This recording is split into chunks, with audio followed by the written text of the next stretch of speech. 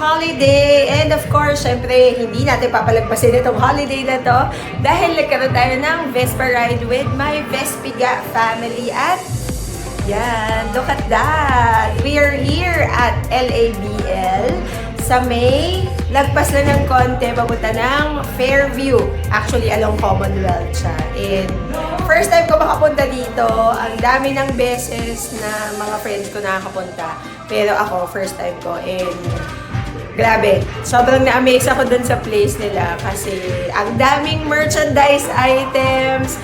Tapos look at this, meron pa silang lounge. Pwede kang magpa-photo op. And they also have a cafe.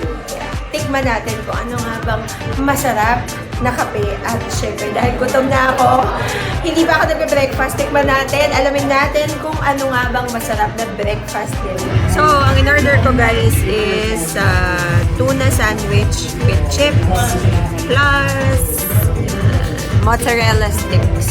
And of course, iced macchiato. Sabi nila bestseller daw doon, kaya titikman natin. Hopefully masarap.